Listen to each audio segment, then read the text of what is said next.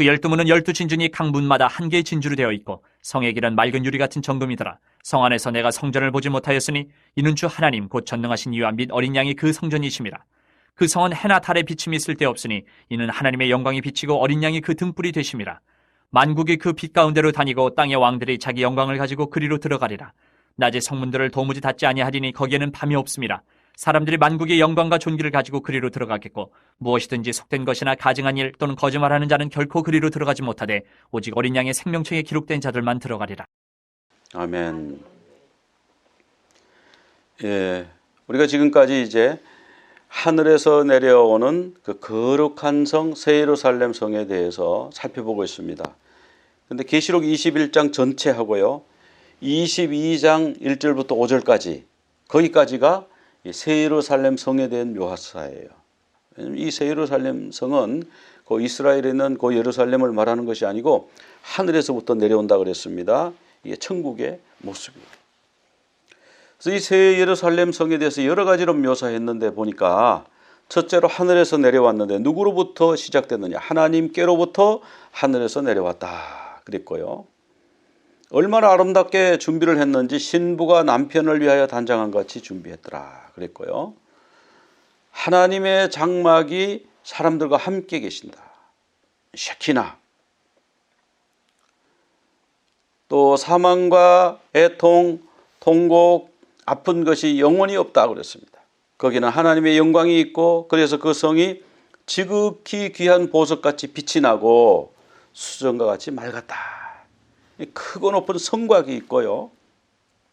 그 성곽에는 12진주문이 있는 거예요.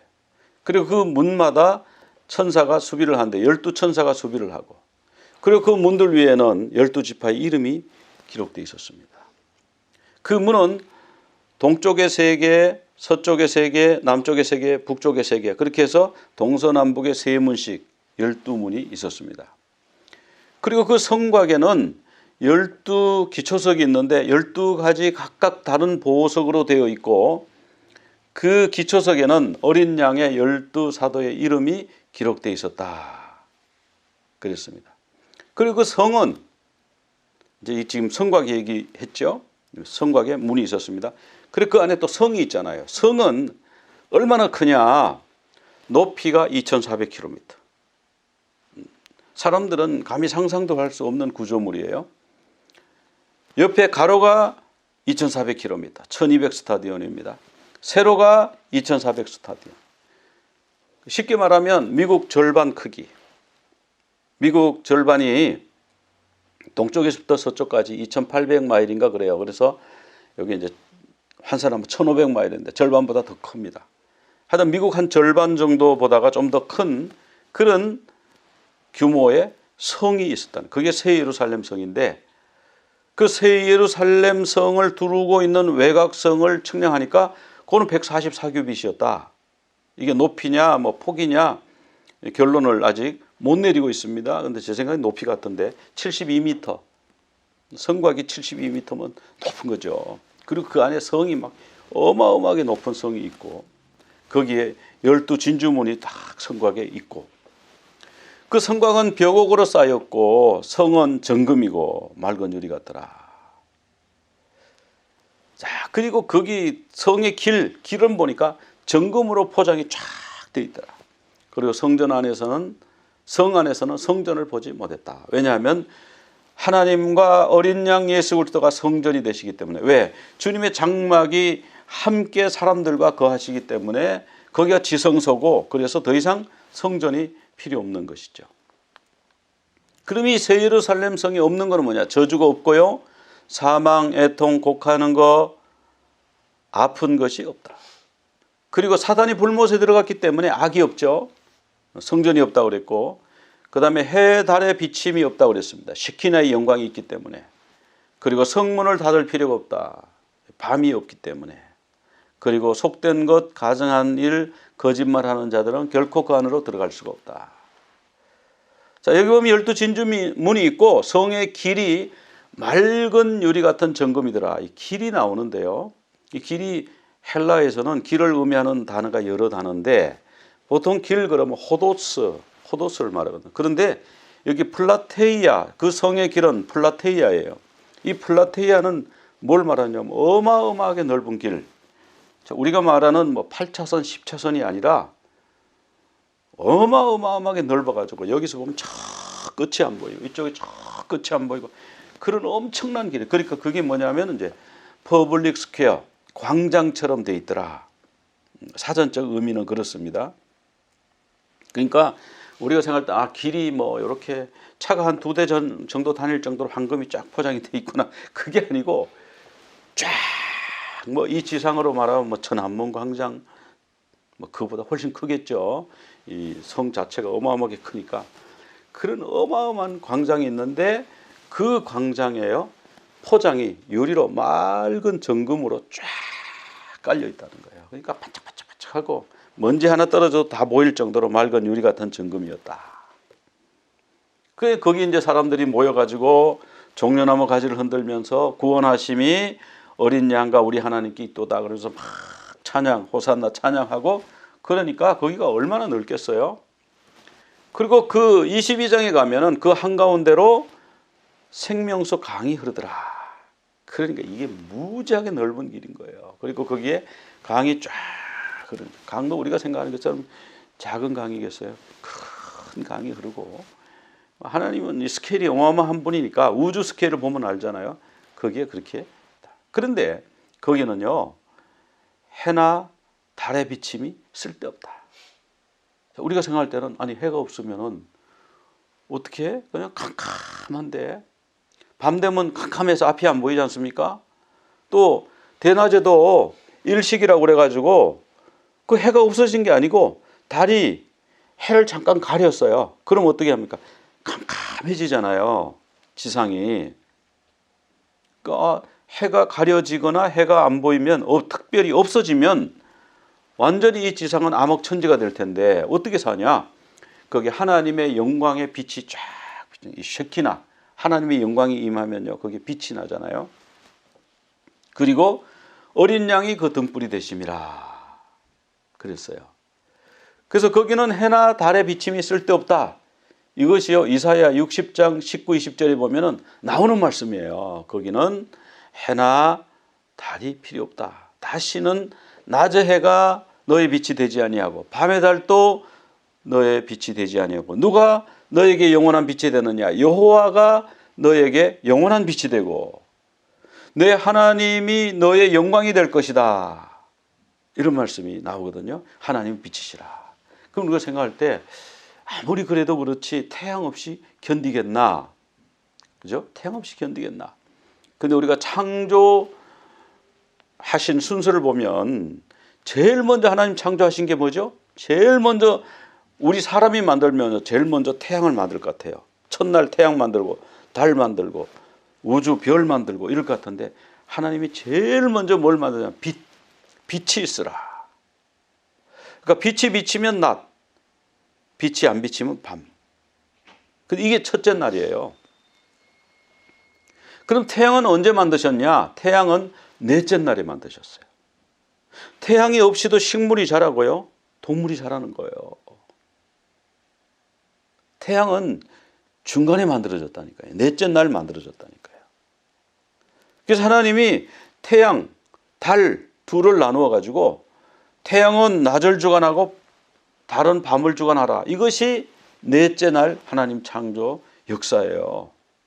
그러니까 천국에는 넷째 날 만들어진 그 태양이 없어도 되는 거예요. 오히려 하나님의 영광, 우리와 함께 우리 가운데 내려오셔서 거주하시는 영광을 쉐키나라고 그런다고 그랬잖아요. 하나님의 쉐키나의 영광으로 말미암아 빛이 환해지는데 구약이나 이런 데 보면은 그 하나님의 영광이 임할 때 빛이 임하기도 하고 빛이 발하기도 하고 또는 연기가 촉하기도 하고 그렇습니다. 계시록에는 환해지는 걸 많이 나오죠. 21장 11절에도 하나님의 영광이 있으니까 그 성이 빛이 났다 이런 게 나오고, 근데 구약에는 주로 가보면 이제 연기, 또 그 안개, 구름, 연기와 구름 이런 것으로 주님의 강림하심을 주로 나타내셨죠. 왜 그랬을까요? 그러니까 하나님이 구름기둥과 불기둥으로 역사하시는데 이 구름기둥은 뭐예요? 하나님의 거룩함을, 영광을 이제 가리는 거잖아요. 하나님의 거룩함을 일반 사람들이 침해하지 못하도록. 그래서 시내산에도 어디 이상은 올라오지 마라. 거긴 거룩한 곳이니까 올라오지 마라. 우리 인간들은 너무 죄가 많고 속되니까 하나님이 가렸습니다. 그런데 이제 계시록에 가면 쫙 빛이 비치는 거죠. 여호와의 영광이 이 땅에 많이 임했어요. 에스겔에도 보면은 여호와의 영광이 동문을 통해서 성전에 들어가니까 여호와의 영광이 성전에 가득하더라. 그래서 하나님이 빛이 되시니까 밤이 없죠. 태양은 이렇게 돌아서 밤을 만들고 낮을 만들고 이렇게 하지만 하나님은 항상 거기 계시니까 항상 환한 거예요. 항상 낮은 거예요. 그래서 밤이 없더라. 그래서 이사야 60장 11절에 보면은 내 성문이 항상 열려 주야로 닫히지 아니하더니, 그런 말씀이 나와요. 자, 계시록에 성전이 없어졌다고 그러는데, 없어졌다고 그러기 그 전에는 성전에서 모든 일이 진행이 됐습니다. 하나님이 성전에서 말씀하시고, 하나님 계신 성전에서 인을 떼시고, 천사들이 이 땅에 심판과 재앙을 내릴 때에 성전으로부터 나왔고, 이런 말씀들이 나와요. 그리고 성전에서 이제 되었다, 뭐 이런 말씀이 나오고. 그런데 21장 22절에 가면은 성전이 이제 사라졌어요. 그러면 성전은 뭔가 목적이 있구나. 뭐 인류를 구속하고 하나님의 그 백성들을 박해하는, 그들을 심판하는. 그러니까 거기에 짐승을 잡아서 번제를 드려야 되는 이런 일들이 있어서 필요해서 성전이 존재하는. 지금은 성전이 하늘에 존재합니다. 이 땅에는 성전이 없습니다.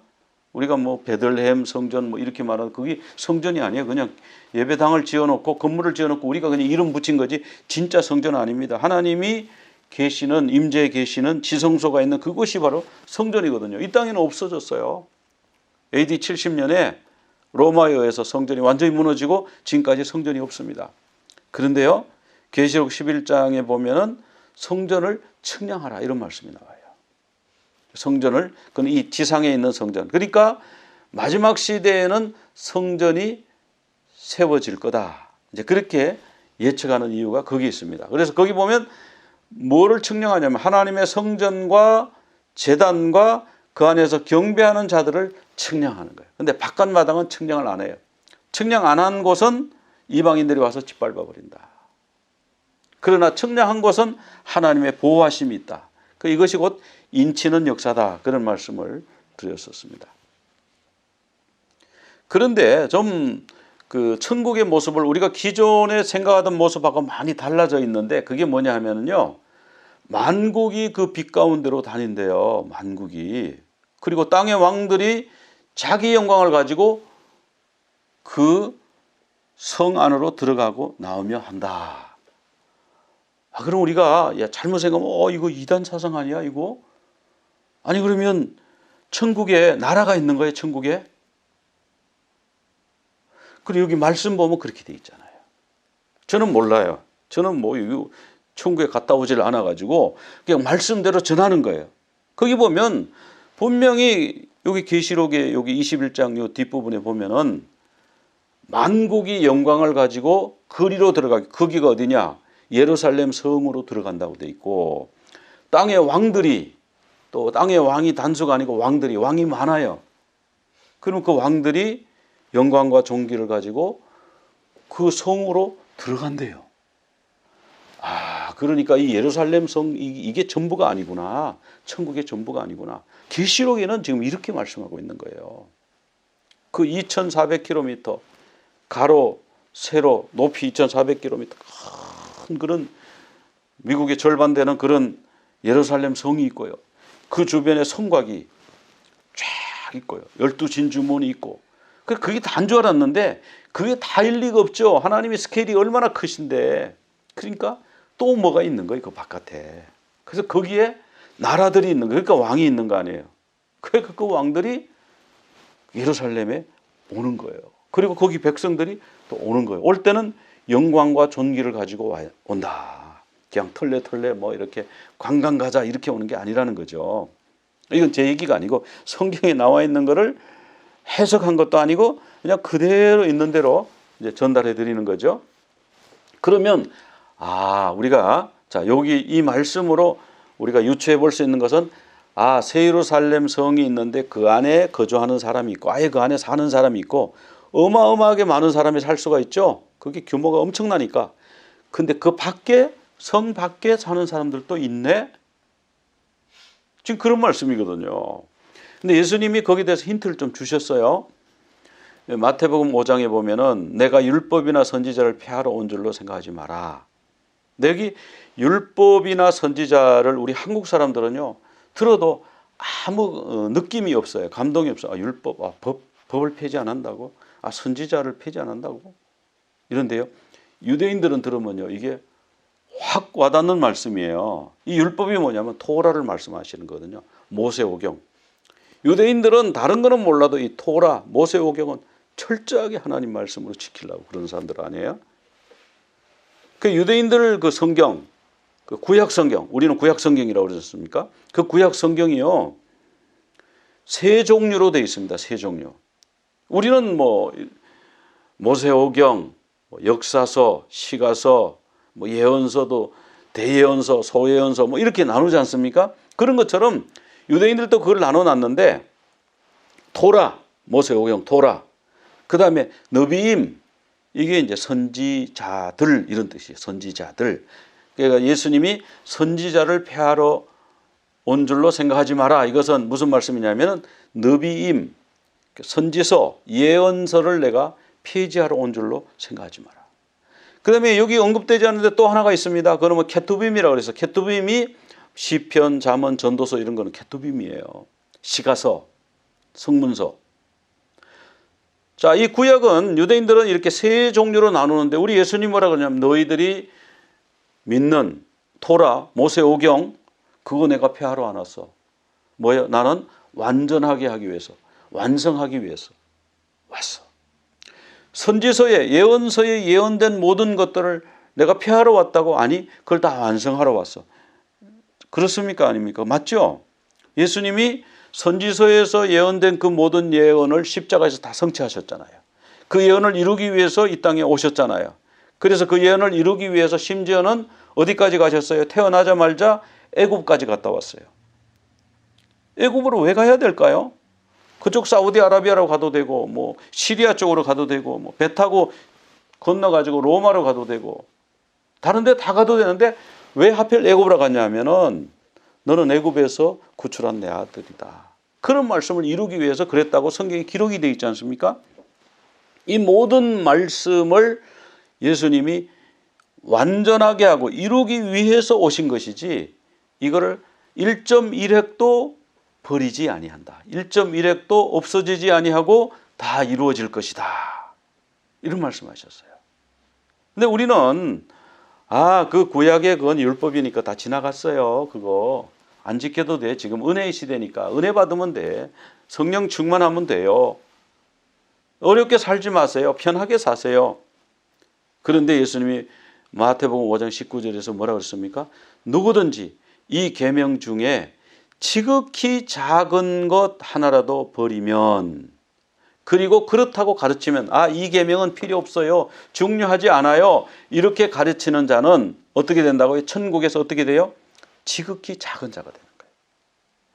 그러니까 천국에서 상급을 잃어버리는 제일 확실한 방법은 하나님 말씀을 다 곧이곧대로 안 믿고 이 말씀은 필요 없는 말씀이다. 시대에 안 맞는 말씀이다. 이미 지나간 말씀이다. 이렇게 말하고 가르치는 사람은 천국에서 작은 자가 되는 겁니다. 우리 목사님들하고 신학자들은 진짜 엄중히 아주 들어야 될 아주 어마어마한 경고예요. 이 말씀은 신학자들이 우리가 막 인간의 생각으로 어떤 말씀은 뭐 어디서 뭐 누가 뭐 집어넣었네, 뭐 편집을 했네, 뭐 이것은 뭐 제자들이 뭐 그냥 자기 생각으로 신앙으로 고백하고 적은 거네, 사실이 아닌데 그럼 착각했다는 거죠. 망상에 빠졌다는 거죠. 이렇게 가르치는 신학자가 있습니까? 없습니까? 이런 사람은 천국에서 지극히 작다. 이거 내가 이해가 안 돼. 그럼 이거는 뭔가 잘못 적은 걸 거야. 어디서 잘못 누가 필사하다가 그냥 자기 생각으로 집어넣었을 거야. 무슨 학파 얘기고 무슨 문서 얘기야. 이런 얘기를 하면 천국에서 그 사람이 아무리 신앙이 좋았어도 작은 자라, 지극히 작은 자라 일컬음을 받는다고 했어요. 그런데 이를 행하며 지극히 작은 계명 하나라도 행하고 그 말씀 하나도 무시하지 아니하고 이 말씀을 자기가 실행하고 실천하고 가르치는 사람은 천국에서 큰 자가 되는 거예요. 그러니까 천국에서도 큰 자가 있고 작은 자가 있네. 그런 거 알 수 있죠. 근데 사람들은 이런 거 들으면 바로 거부감이 생기죠. 천국이 계급 사회예요? 그러면 천국에서 누가 그러면 있고 어떤 사람은 그 사람을 우러러보고 그래야 됩니까? 그렇게 불공평한 세상이 또 거기 또 있습니까? 이렇게 반발심이 올 거예요. 근데 예수님이 이렇게 말씀하셨는데 어떡하죠? 저는 있는 대로 그냥 가르치고 싶은데 저도 안 그렇다고 가르치고 싶어요. 근데 성경에 그렇게 나옵니다. 천국에 큰 자가 있고 작은 자가 있다고 나와요. 자, 유대인들은 이렇게 성경을 토라, 느빔, 케투빔 이렇게 나눈다고 하는 걸 아까 설명을 드렸고요. 그 다음에 천국에서 또 큰 자가 되는 방법, 작은 자가 되는 방법 또 있어요. 그러니까 율법을, 토라를, 하나님 말씀을 1.1획도 무시하지 아니하고 그대로 실천하고 가르치는 사람은 큰 자가 되고, 그거를 1.1획이라도 무시하고 그거 없다고 그러고 아니면 필요 없다고 그러고 아니면 요거는 편집됐다고 그러고 이런 사람은 천국에서 지극히 작은 자가 될 것이다. 그렇게 말씀하셨잖아요. 그리고 어린아이와 같이 자기를 낮추면 천국에서 큰 자가 된대요.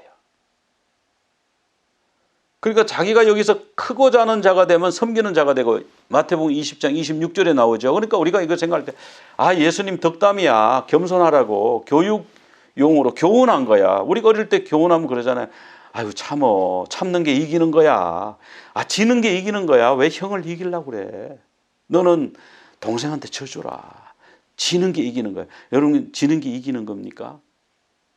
지는 게 지는 거죠, 그게. 그런데 우리는 그렇게 말하는 거예요. 왜? 그래야 싸움이 그치니까. 그래가 위로가 되니까.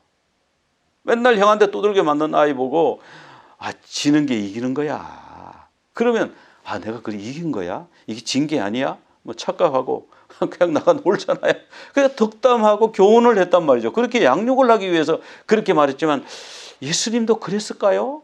예수님도 하도 제자들끼리 서로 누가 크냐고 다투니까 섬기는 자가 큰 자가 될 거야. 그냥 그렇게 교훈으로 말씀하셨을까요? 저는 그렇지 않다고 생각해요. 이 천국에 대한 얘기라고 생각이 들어요.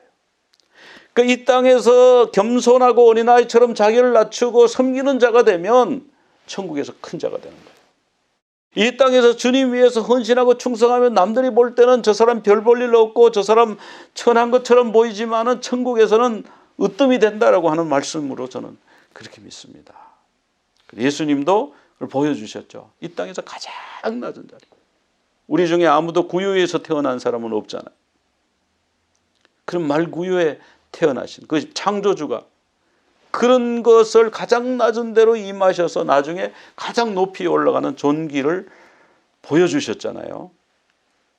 그 천국에 큰 자가 있고 작은 자가 있고 천국에서 큰 자가 되는 방법, 작은 자가 되는 방법을 우리 주님이 다 가르쳐 주셨네요. 그리고 천국에 보면은 출입할 수 있는 자가 있고 출입할 수 없는 자가 있어요. 출입할 수 있는 자는 생명책에, 어린 양의 생명책에 이름이 기록된 자는 들어간다. 이건 우리가 앞에서 다 살펴봤습니다. 그 두 번째하고 세 번째는요, 우리가 잘 이해가 안 되는 거예요. 그런데 성경에 나오는데 만국이 그 빛 가운데로 다닌대요. 만국이? 그러면 여러 나라가 있네. 성 밖에, 예루살렘 성 밖에 만국이면 나라가 많다는 거예요. 많은 나라가 있네. 그리고 그 많은 나라의 왕들이 있네요. 땅의 왕들이 자기 영광을 가지고 그리로 들어요. 이 그리가 어디입니까? 그리가 새 예루살렘 성으로 들어가리라. 성경에 분명히 그렇게 나오는데 아마 이 말씀 듣는 가운데 이상하다. 이거 도대체 이런 얘기는 내가 처음 들어보는데 이게 무슨 사상이야? 이거 3단이야? 2단이야? 여러분, 성경에 그렇게 나와요. 이건 해석하지 않고, 제가 해석하지 않고 있는 그대로를 쉬운 말로 설명해 드린 것 뿐입니다. 그러니까 우리가 그러한 천국 개념을, 그런 개념을 잘 전달하신 분이 없었어요. 그러니까 우리가 이거 처음 듣고 충격을 받는 거죠. 그 다음에 26절에 보면은 사람들이 만국의 영광을 가지고, 자, 이 사람들은 바깥에 사는 사람들이죠. 새 예루살렘 성 바깥에 사는 사람들이 만국의 영광과 존귀를 가지고 그리로 또 들어가네. 그리가 어디예요? 새 예루살렘 성이에요. 새 예루살렘 성.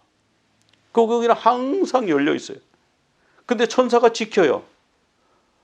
아니 그 예루살렘 성 하나만 있으면 천사가 왜 지켜요? 예루살렘 성에 아무것도 없는데 거기 왜 지켜요? 바깥에서 드나드는 사람이 있으니까 천사가 지키는 거 아니에요. 너 뭐 가지고 왔어? 영광과 존귀 가지고 왔어? 무슨 일로 오는 거야? 천사가 지키고 들어오는 사람들한테 다 이렇게 보는 거잖아요. 그런데 천국에 이렇게 들어가는 이런 사람들이 있고, 새 예루살렘을 왕래하는 사람들이 있고, 불못에 들어가는 자도 있죠. 우리가 이미 다 살펴봤습니다. 불못에 들어가는 거, 제일 먼저 들어가는 존재가 누굽니까? 짐승하고 거짓 선지자. 사람들에게 짐승에 표받게 하고 우상에게 경배하게 하던 이 짐승과 거짓 선지자가 들어가고, 여기는 산채로 유황불 붙는 못에 던져지고, 그 다음에 이제 마귀는 왜 안 넣습니까? 마귀가 제일 원흉인데, 마귀는 1000년 동안 무저갱에다가 감금해놨다가 천년왕국이 지난 다음에 싹 풀어놨더니 막 또 싹 공작을 해가지고 사람들을 막 속여가지고 또 막 하나님을 대적하게 하니까 그때 마귀를 딱 잡아가지고 불과 유황못에 던져졌는데, 성경 말씀이 얼마나 일관성이 있나 보세요. 20장 10절에 거기에는 짐승과 거짓 선지자도 있어. 아까 짐승과 거짓 선지자가 들어갔다고 그랬지 않습니까? 그러니까 성경이 막 갑자기 이러다가 딴 말씀하시는 게 아니에요. 그 전에 짐승하고 거짓 선지자 불못에 넣었다. 그리고 이제 마귀도 이제 잡아서 그냥 마귀를 봐주는 게 아니야. 마귀를 조금 놔뒀다가 다시 거기 집어넣는데, 아까 말했던 그 둘, 거기 불못에 있다고 그랬지. 거기 같이 들어갔어. 지금 이렇게 말씀하고 있잖아요. 거기는 세세토록 밤낮 괴로움이 있다. 그런 말씀. 그 다음에 또 누가 들어가냐 하면요. 20장 12절에 보면은 생명책에 이름이 기록되지 아니한 자는 행위록에 기록된 대로 자기 행위를 따라 심판을 받고 어디 들어가냐? 불못에 들어간다. 새 예루살렘 성에 못 들어가는 사람에 대해서 설명을 21장 27절에서 하고 있는데, 뭐라고 하냐면 속된 것이 못 들어가고 가증한 것도 못 들어가고 거짓말하는 자도 못 들어가는, 결코 그리로 들어가지 못하되, 이 그리가 어디입니까? 새 예루살렘에 못 들어가는 게 세 종류가 나옵니다. 속된 거, 가증한 거, 거짓말하는 자.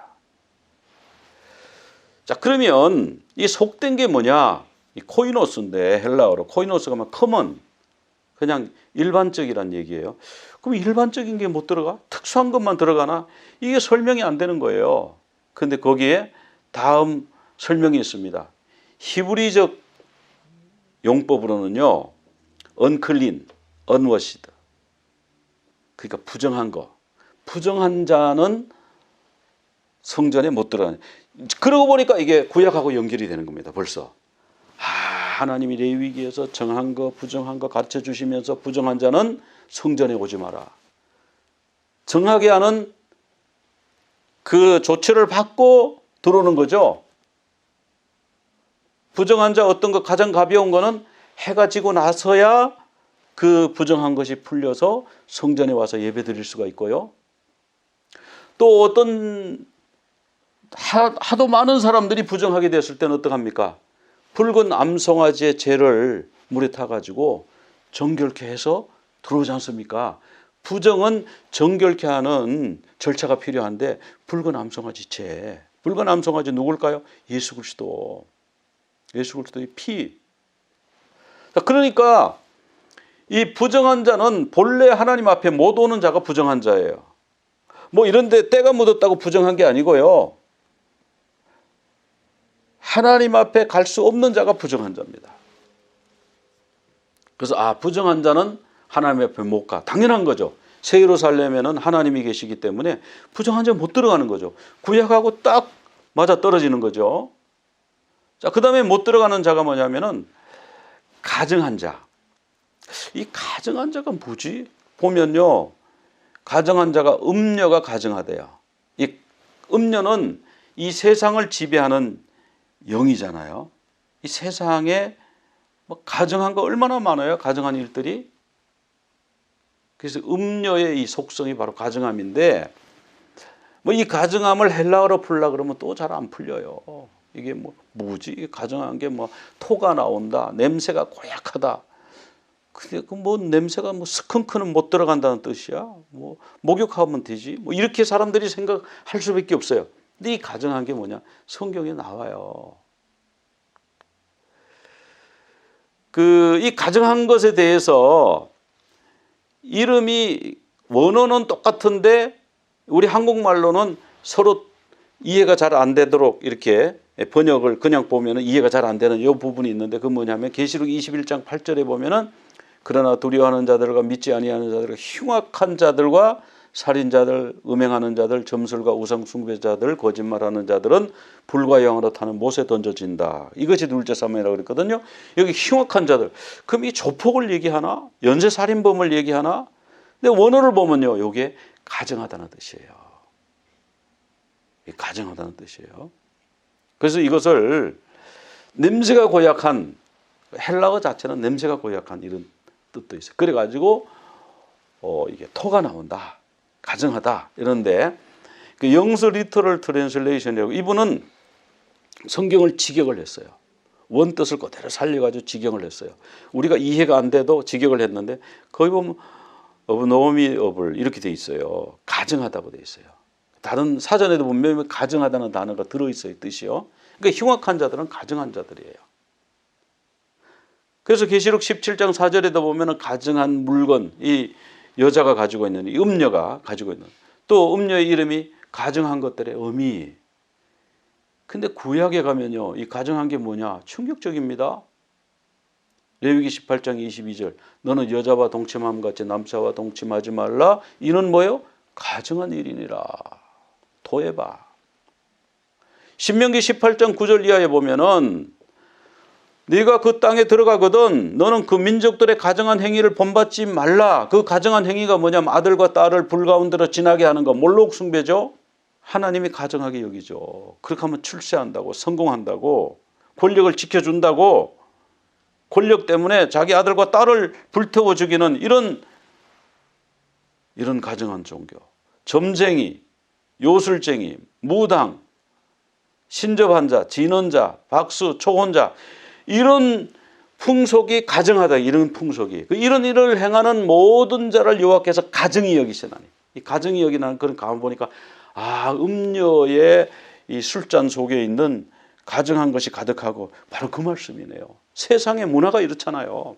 초혼, 권력을 위해서는 뭐 인신매매, 인신제사 뭐 이런 거 한다는 소리가 있어요. 이런 게 가정한 하나님 앞에. 이런 가정한 것은 결코 하나님 앞에 갈 수가 없죠. 결코 갈 수가 없어요. 그러면 어떡하냐? 하나님이 그럼 은혜의 하나님이, 사랑의 하나님이란 그 붉은 암송아지채 예수 그리스도를 믿어서 그 피로 구속함을 받아야죠. 그 다음에 못 들어가는 자가 또 나오는데요. 거짓말하는 자. 우리가 거짓말 본의 아니게 좀 하는 수가 있지 않습니까? 오늘 아침 드셨어요? 그러니까 네, 먹었습니다. 근데 안 먹었는데 안녕하세요? 안녕 안 해요. 막 속이 푸르르 끓고 화가 나서 죽을 지경이에요. 안녕하세요. 그럼 뭐라 그래요? 네, 안녕하세요. 저는 안녕합니다. 별일 없습니다. 이렇게 말하죠. 이게 뭡니까? 이거 거짓말입니까? 진실입니까? 거짓말. 우리 거짓말 밥 먹듯이. 안녕하세요. 안녕 안 한대. 네, 안녕합니다. 그러는 거예요. 그럼 이런 사람 다 지옥 가나? 다 천국에 못 들어가나? 여기 보면은요, 이 거짓말하는 게 그런 뜻이 아니에요. 그것도 뭐 포함은 돼 있겠죠. 그런 뜻이 아니고 뭐냐면 false religion, 가짜 종교.